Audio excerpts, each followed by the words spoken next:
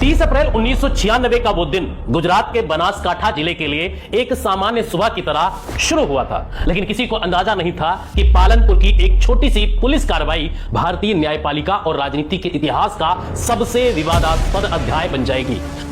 सुबह के करीब 7:30 पर पालनपुर स्टेशन पुलिस को एक गुप्त सूचना मिली कि राजस्थान के पाली जिले का एक व्यक्ति भारी मात्रा में नशीला पदार्थ लेकर शहर के लाजवंती होटल के कमरा नंबर 305 में ठहरा हुआ है और उस वक्त बनासकांठा के एसपी के पद पर युवा आईपीएस अधिकारी संजीव भट्ट तैनात थे। पुलिस इंस्पेक्टर आईवी व्यास ने नियमों के अनुसार एसपी को एक रिपोर्ट भेजी कि होटल पर रेड की जाने वाली है। इंस्पेक्टर आईवी व्यास अपनी टीम के साथ होटल पहुंचे और रिसेप्शन पर पूछताछ के बाद पता चला कि कमरा नंबर 305 सुमेर सिंह राज पुरोहित के नाम पर बुक है, जो पेशे से एक वकील थे। जब पुलिस ने कमरा खोला तो वहां कोई मौजूद नहीं था, लेकिन होटल मैनेजर की उपस्थिति में की गई तलाशी के दौरान पुलिस को कमरे से 1 किलो 15 ग्राम गांजा बरामद हुआ। पुलिस ने तुरंत एनडीपीएस एक्ट के तहत मामला दर्ज किया और सुमेर सिंह की तलाश शुरू कर दी। 3 जून 1996 को इंस्पेक्टर व्यास ने राजस्थान जाकर सुमेर सिंह को गिरफ्तार किया और अगले दिन उन्हें पालनपुर कोर्ट में पेश किया गया, जहां से उन्हें पुलिस रिमांड पर भेज दिया गया। और यहीं से इस पूरी कहानी में पहला बड़ा मोड़ आता है, जिसने इस केस की पूरी बुनियाद हिला दी। एसपी संजीव भट्ट के निर्देशों पर गवाहों के माध्यम से एक शिनाख्त परेड यानी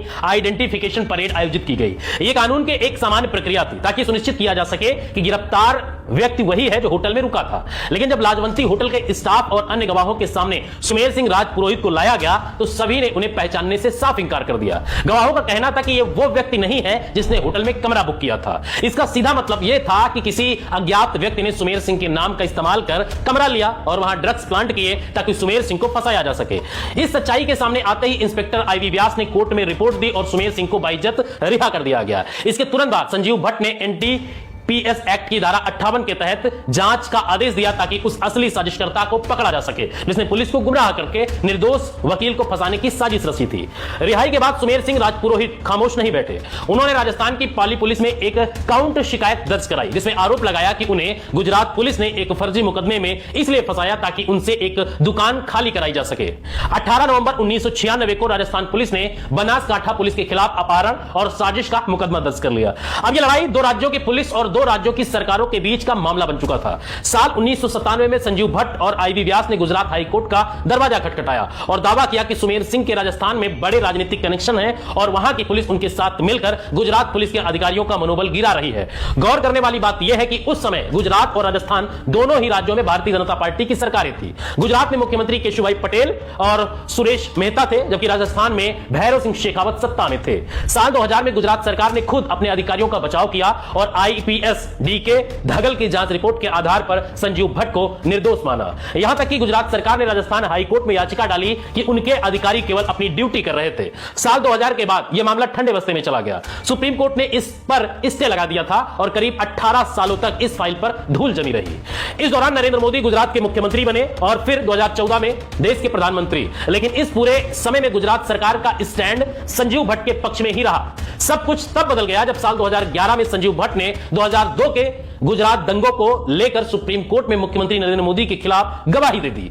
उन्होंने आरोप लगाया कि दंगों के दौरान प्रशासन को ढील देने की निर्देश दिए गए थे। जैसे ही संजीव भट्ट ने यह गवाही दी, राज्य मशीनरी उनके खिलाफ सक्रिय हो गई। उसी शाम सालों से बंद पड़े 1990 के कस्टोडियल डेथ मामले और 1996 के इस ड्रग केस की फाइलें दोबारा खोल दी गई। अगस्त 2011 में उन्हें सस्पेंड किया गया और 2015 में सेवा से बर्खास्त कर दिया गया। अगस्त 2018 में उनके 23 साल पुराने घर को ढहा दिया गया और अगले ही महीने उन्हें ड्रग प्लांटिंग केस में गिरफ्तार करके जेल भेज दिया गया। केस का दोबारा खुलना कानून से ज्यादा राजनीतिक प्रतिशोध की ओर इशारा कर रहा था। गुजरात सीआईडी ने, जो राज्य सरकार के अधीन थी, मात्र 3 महीने में एक नई चार्जशीट दाखिल कर दी।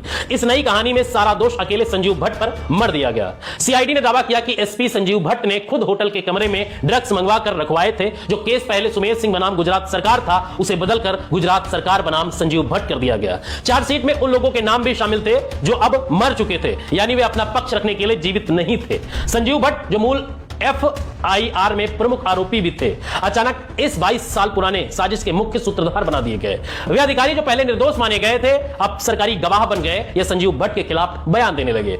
अक्टूबर 2023 तक संजीव भट्ट इसी केस के सिलसिले में जेल में बंद रहे। ट्रायल कोर्ट में सुनवाई के दौरान उन्होंने 3 महत्वपूर्ण याचिकाएं सुप्रीम कोर्ट में डाली। पहली याचिका में उन्होंने आरोप लगाया कि ट्रायल जज पक्षपाती है और उनके मामले की निष्पक्ष सुनवाई नहीं कर रहे हैं, इसलिए केस को किसी दूसरे जिले में ट्रांसफर किया जाए। दूसरी याचिका में उन्होंने कोर्ट की कार्रवाई की ऑडियो ऑडियो वीडियो रिकॉर्डिंग की मांग की, क्योंकि उनका दावा था कि गवाह जो बोलते हैं जज उसे अलग तरीके से लिखते हैं। तीसरी याचिका में उन्होंने उन अहम गवाहों को बुलाने की मांग की जिन्हें ट्रायल कोर्ट बार बार टाल रहा था। संजीव भट्ट का कहना था कि उनके खिलाफ एक मनगढ़ंत कहानी रच दी गई है और उन्हें अपना पक्ष रखने का मौका नहीं दिया जा रहा है। लेकिन जब ये याचिकाएं सुप्रीम कोर्ट पहुंची तो जस्टिस विक्रमनाथ और जस्टिस राजेश बिंदल की बेंच ने एक सख्त और चौंकाने वाला रुख अपनाया। अदालत ने संजीव भट्ट की सभी दलीलों को खारिज कर दिया और उन पर 3 लाख रुपए का भारी जुर्माना लगा दिया। कोर्ट ने तीखी टिप्पणी करते हुए कहा कि वे बार बार याचिकाएं लेकर आ जाते हैं और शायद उनके पास पैसे की कोई कमी नहीं है, इसलिए वे वकीलों का भला कर रहे हैं। अदालत ने उन्हें यह राशि Gujarat high court advocates welfare fund में जमा करने का निर्देश दिया। यह फैसला न्याय शास्त्र के विशेषज्ञों के बीच बहस का विषय बन गया